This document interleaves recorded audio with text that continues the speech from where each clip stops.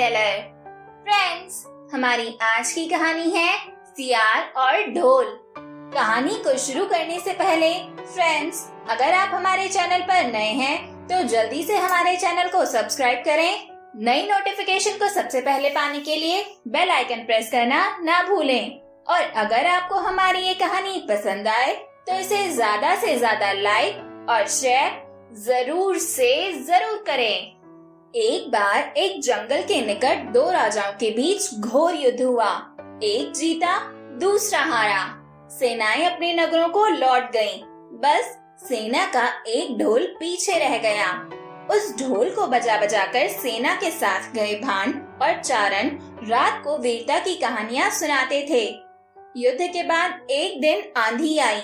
आंधी के जोर में वह ढोल लुढ़कता पुढ़कता एक सूखे पेड़ के पास जाकर टिक गया। उस पेड़ की सूखी टहनियां ढोल से इस तरह से सट गई थी कि तेज हवा चलते ही ढोल पर टकरा जाती थी और धमाधम की गुंजायमान आवाज होती। एक सियार उस क्षेत्र में घूमता था। उसने ढोल की आवाज सुनी। वह बड़ा भयभीत हुआ। ऐसी अजीब आवाज बोलते पहले उसने किसी जानवर को नहीं सुना था। वह सोचने लगा कि यह कैसा जानवर है जो ऐसी जोरदार बोली बोलता है। धमाधम। सियार छिपकर ढोल को देखता रहता, यह जानने के लिए कि यह जीव उड़ने वाला है या चार टांगों पर दौड़ने वाला।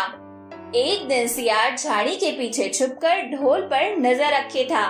तभी पेड़ से नीचे उतरती हुई एक गिलहरी कूदकर ढोल पर उतरी। हल्की सी ढम की आवाज भी हुई। गिलहरी ढोल पर बैठी दाना कुतरती रही।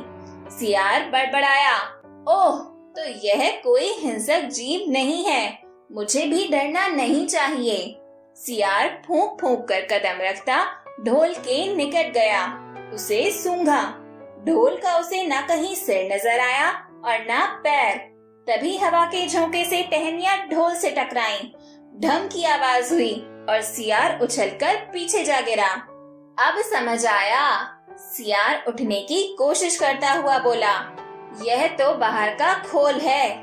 जीव इस खोल के अंदर है। आवाज बता रही है कि जो कोई जीव इस खोल के भीतर रहता है वह मोटा ताजा होना चाहिए, चर्बी से भरा शरीर। तभी ये ढम ढम की जोरदार बोली बोलता है।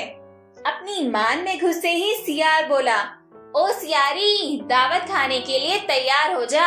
एक मोटे ताजे शिकार का पता लगा कर आया हूँ। सियारी पूछने लगी, तुम उसे मार कर क्यों नहीं लाए? सियार ने उसे झिड़की दी, क्योंकि मैं तेरी तरह मूर्ख नहीं हूँ। वह एक खोल के भीतर छिपा बैठा है। खोल ऐसा है कि उसमें दो तरफ सूखी चमड़ी के दरवाजे हैं। मैं एक तरफ से हाथ डाल उसे पकड़ने की कोशिश करता तो वह दूसरे दरवाजे से न भाग जाता। चांद निकलने पर दोनों ढोल की ओर गए। जब वह निकट पहुंच ही रहे थे कि फिर हवा से टहनियां ढोल पर टकराईं और ढम ढम की आवाज निकली। सियार सियारी के कान में बोला, सुनी उसकी आवाज? जरा सोच, जिसकी आवाज ऐसी गहरी है वह खुद कितना मोटा ताजा होगा। दोनों ढोल को सीधा कर उसके दोनों ओर बैठे और लगे दांतों से ढोल के दोनों चमड़ी वाले भाग के किनारे फाड़ने। जैसे ही चमड़ियां कटने लगी, सियार बोला, होशियार रहना। एक साथ हाथ अंदर डाल शिकार को दबोचना है। दोनों ने की आवाज के साथ हाथ ढोल के भीतर डाले और अंदर टटोलने लगे। अंदर कुछ नहीं था। एक दूसरे के हाथ ही पकड़ में आए। दोनों चिल्लाए, हैं? यहाँ तो कुछ नहीं है, और वे माथा पीट कर रह गए। तो दोस्तों, हमारी आज की ये कहानी भी यहीं पर खत्म होती है। और इस कहानी से हमें यह शिक्षा मिलती है कि कोई भी नई वस्तु मिलने पर हमें पहले उसके विषय में पूरी जानकारी प्राप्त कर लेनी चाहिए। अन्यथा बिना पूरी जानकारी प्राप्त किए कोई भी कदम उठाने पर हम भी उन सियारों की तरह ही बेवकूफ बन सकते हैं। और अब बारी है आपके जीवन की सलाद के लिए मेरी सलाह के जरा से चाट मसाले की। सलाह के 100 शब्दों से अधिक अनुभव की एक ठोकर इंसान को बहुत मजबूत बनाती है। तो दोस्तों, अपने जीवन में मेरी इस छोटी सी सलाह को हमेशा ध्यान में रखिएगा और मेरे साथ मिलकर एंजॉय करते रहिएगा मेरी इंटरेस्टिंग ऑडियो टेल्स। हम सब फिर मिलेंगे नेक्स्ट वीडियो में एक नई कहानी के साथ। Till then, keep listening and don't forget to like, comment, share and subscribe. Thank you.